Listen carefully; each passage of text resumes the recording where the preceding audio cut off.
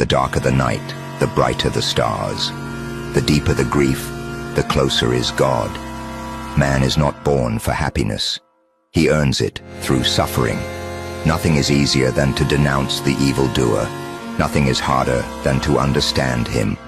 We are all guilty before everyone, and I more than the others. But the greatest happiness is to know the reason for your suffering. Pain and suffering are always inevitable for a large intelligence and a deep heart. The mystery of human existence lies not in just staying alive, but in finding something to live for. And he who has a why to live can bear almost any how. The greatest happiness is to know the reason for your suffering. A brutal comfort, isn't it? Because most of us spend our lives running from suffering, not seeking its meaning. We numb it, distract ourselves from it, rage against its unfairness. We treat pain like a system error to be fixed, a glitch in the comfortable life we believe we're owed. But Dostoevsky cuts through that lie. He doesn't say suffering is good. He says it's inevitable for anyone who truly feels, who truly thinks deeply about this messy existence. Think about it: the shallower the pond, the less it's disturbed by the wind. A puddle dries up instantly under the sun. But the ocean, it endures storms, depth, crushing pressure, currents that never cease. It is the storm in a way. That's the large intelligence, the deep heart. It feels more, therefore it hurts more. Denying that is denying your own capacity for depth. Here's the uncomfortable pivot: your suffering isn't random punishment. It's a signal, the most agonizing signal you possess. What is it pointing to? What deep fracture in your understanding of the world, your relationships, your own self? Is it exposing the grief that shatters you? It shows you what you loved profoundly, what truly mattered, maybe something you didn't even realize mattered that much until it was gone. The frustration that burns, it highlights where your current efforts, your current strategies are fundamentally inadequate against the reality you face. The anxiety that paralyzes it screams about a future you feel utterly unprepared for, a vulnerability you refuse to acknowledge. Finding the reason isn't about finding a cosmic justification or blaming someone else. It's about brutal, personal excavation. It's asking, what truth about myself, about life, about what I value, is this pain forcing me to confront that I've been desperately trying to avoid? That's the why that makes bearing the how possible. Because suddenly, the pain isn't meaningless chaos. It's the fire refining the metal. It's the pressure creating the diamond. It's the teacher showing you the lesson you've been skipping class for. The easy path: denounce the evil, blame the world, wallow in victimhood. The hard, the necessary path: understand. Understand the roots of pain in others, yes, but crucially, relentlessly in yourself. We are all guilty before everyone, and I am more than the others. Not because you're uniquely terrible, but because true responsibility starts with the man in the mirror. Owning your part in the suffering, even just your reaction to it, is the first step to forging meaning from it. Without that understanding, suffering is just torture. With it, it becomes the brutal, essential curriculum for becoming someone who can hold depth, bear weight, and perhaps find a happiness earned, not given.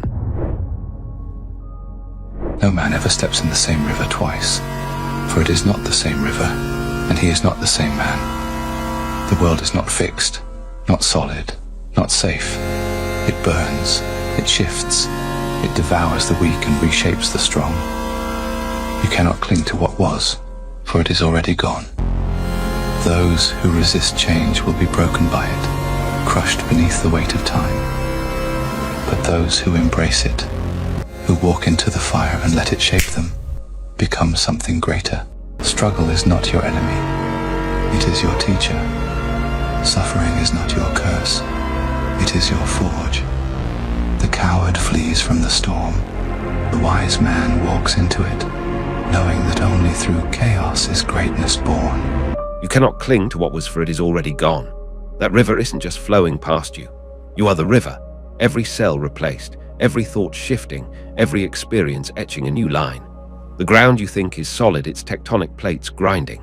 The sky you rely on, a churning atmosphere. Stability is an illusion we cling to because the alternative, perpetual, unavoidable flux terrifies us. We build sandcastles against the tide and call them fortresses. Heraclitus isn't just describing change, he's He's describing the fundamental violence of existence. It burns, it shifts, it devours the weak and reshapes the strong. This isn't gentle evolution. It's a forge, it's a wildfire, and your choice isn't whether you face it, but how. You can be the dry tinder, rigid, brittle, clinging to a form that no longer fits the landscape, consumed instantly when the heat rises. Or you can be the metal in the flame, not destroyed, but transformed. Resistance is death. Not literal death, perhaps, but the death of potential, the death of growth, the slow calcification of the spirit. Think of the person terrified of agging, desperately chasing youth, hatting every new line. Think of the one clinging to a dead relationship, a dead-end job, an obsolete belief system because the known misery feels safer than the terrifying unknown. They are the dry tinder. The fire will come, loss, failure, unexpected upheaval, and they will break. Struggle is not your enemy. It is your teacher. Suffering is not your curse. It is your forge. This is the core shift. Stop seeing the storm, the fire, the relentless current of change as an attack. See it as the environment in which strength, resilience, and true identity are formed. The wise man walks into it. Why? Because he knows safety is found in adaptation, not from it. He knows comfort in stagnation is a slow poison. He knows the muscle only grows under resistance. The mind only sharpens facing challenge. Chaos isn't the absence of order. It's the raw material of order. Think of a forest fire. Destruction, yes, but also clearing deadwood, releasing nutrients, triggering seeds that need searing heat to sprout. New life, stronger life, emerges because of the fire, not despite it. Your personal chaos, the job loss, the heartbreak, the crisis, is that fire. Will you be the ash or the seed that uses the heat to burst open? Greatness isn't born in the calm harbor. It's forged in the hurricane. The question isn't if you'll face the storm, but whether you'll let it break you or remake you. Walking into the fire isn't stupidity. It's the only strategy for survival and growth in a universe that never, ever stands still. It is not death that a man should fear, but never beginning to live. To fear death is to misunderstand life. Death is certain, but life, that is a gift, fleeting and fragile. Most men live as if they have forever, wasted moments, squander in time. But time does not wait. You could leave life right now. Let that determine what you do, and say, and think. Each breath is an opportunity to shape who you are, but many delay, waiting for a perfect moment that will never come. You are mortal, act now. It's not what you achieve, but what you forge within yourself that matters. The man who understands this does not wait for life to unfold. He creates it in each passing moment before it slips away forever. You could leave life right now, not tomorrow, not in some distant, abstract future. Now, that breath you just took, it could have been your last. The next heartbeat isn't guaranteed. We know this intellectually. We nod sagely at quotes about mortality. And then we hit snooze, we scroll. We put off the hard conversation, the meaningful work, the risk that calls to us. We live as if we have forever, squandering the only currency that is truly, irrevocably finite this moment. Marcus Aurelius cuts through the comfortable delusion. It is not death that a man should fear, but never beginning to live. Why? Because death is merely the period at the end of the sentence. The real tragedy is the empty page, the unwritten words, the life not lived before that period arrives. Fear of death is often just a mask for a far more insidious fear, the fear of truly engaging with life, with all its risk, uncertainty, and potential for failure or pain. It's easier to hide in the waiting room of someday than to step into the operating theater of now. Waiting for a perfect moment that will never come. That's the silent killer. The perfect job, the perfect partner, the perfect circumstances, the perfect you. It's a mirage. Perfection is the enemy of action. It's the excuse we use to stay small, stay safe, stay dormant. Meanwhile, the sand is pouring through the hourglass. Each breath is an opportunity to shape who you are, not tomorrow you, right now you. The you that exists in this fleeting, irreplaceable instant. What does beginning to live actually mean? It means letting the certainty of death determine your actions. Not with morbid fear, but with fierce, urgent clarity. If this were your last day, your last hour, what petty grievance would you cling to, or would you let it go?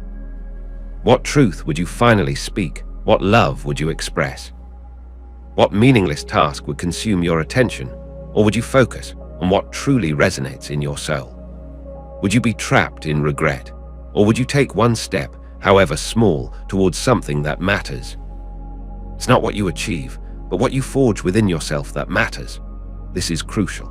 It's not about ticking boxes on a bucket list before you die. It's about the quality of your presence in each moment.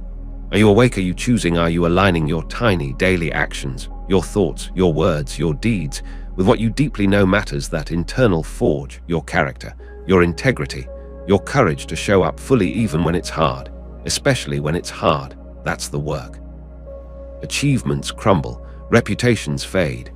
The self you forge through conscious action in the face of mortality that endures in the impact you have, in the life you actually lived before the end. Stop waiting for life to happen to you. You are the blacksmith. The fire is burning. The metal is hot. Strike now before the fire goes out. You have to want it more than everyone else. Not just a little more, not just enough to talk about or try when it's convenient, but with an obsession that borders on madness. When they're sleeping, you're working. When they're complaining, you're adapting. When they're celebrating small victories, you're already focused on the next mountain. When they quit because it hurts too much, you push through the pain because the alternative, giving up on what matters most to you, hurts even more. This isn't about talent. Talent is overrated. This isn't about luck. This is about hunger. A hunger so deep, so primal, that it consumes you. It's about wanting something so badly that you're willing to sacrifice what others won't, endure what others can't, and attempt what others don't dare. Of course, there's a price. Relationships will strain. People won't understand. You'll miss moments you can never get back. But that's the test, isn't it? If those obstacles right before you are enough to stop you, if the sacrifice seems too great, then you didn't want it enough. Someone else wanted it more. Someone else was willing to bleed more, to risk more, to give more of themselves to the pursuit. Ask yourself, what are you willing to give up? What comfort can you sacrifice? What pain can you endure? In the end, success goes to the most obsessed, to those who want it more than everyone else and will stop at nothing until it's theirs. Success goes to the most obsessed. Let's be brutally clear, this isn't about passion. Passion flickers. Passion gets tired. Passion takes weekends off. Obsession burns. It's the furnace that runs 24/7. It's the hunger that isn't sated by a snack. It demands the whole feast, and the feast costs. Oh, how it costs. The real laid it bare. Relationships will strain. People won't understand. You'll miss moments you can never get back. This is the uncomfortable, often unspoken truth behind extraordinary achievement. The world doesn't hand you mountains. You pay for them in the currency of everything else. Comfort, security, ease, approval, the presents at birthdays, the lazy Sundays, the mindless consumption, the illusion of balance when pursuing something truly significant. Talent is overrated. Luck is overrated. They are factors, yes, but they are merely the kindling. The real fuel, a hunger so deep, so primal that it consumes you. This hunger isn't polite. It isn't reasonable. It doesn't negotiate. It demands sacrifice. It demands you look at what others cherish, the stable job, the predictable routine, the constant social validation, the unbroken leisure, and say, no, not for this, not for my mountain. You willing to give up? This is the pivotal question most people never honestly answer. They want the summit, but they also want the cozy base camp. They want the glory, but not the pre-dawn training in the freezing rain when everyone else is asleep. They want the result, but recoil from the relentless, grinding, often lonely process that forges the result. They mistake wanting the idea of success for the obsessive, all-consuming need that drives action when every fiber screams to stop. If those obstacles are enough to stop you, you didn't want it enough. That's the razor's edge. The world is full of people who started, who had a dream, a goal, a spark. The path gets steep, the wind bites, the solitude grinds, the sacrifices mount, and they stop, they rationalize, they blame circumstances, they settle. Why? Because the pain of continuing became greater than the pain of quitting. The sacrifice felt too high. The hunger wasn't deep enough, primal enough to override the cost. Obsession isn't a personality trait, it's a choice. A choice made anew every single day, often every single hour. It's choosing the work over the party, choosing the practice over the distraction, choosing the uncomfortable truth over the soothing lie, choosing the mountain, knowing you'll bleed on the rocks. Most people look at obsession from the outside and call it madness, imbalance, even selfishness. and maybe it is. But ask yourself, what does your chosen comfort, your chosen balance, your avoidance of that madness cost you in terms of the unlived life? The untapped potential, the mountain you never even tried to climb the summit, belongs to those willing to pay the price in blood, sweat, tears, and the quiet moments nobody else will ever see. If you aren't willing to pay that price, be honest, you never really wanted the mountain. You just liked the view from afar.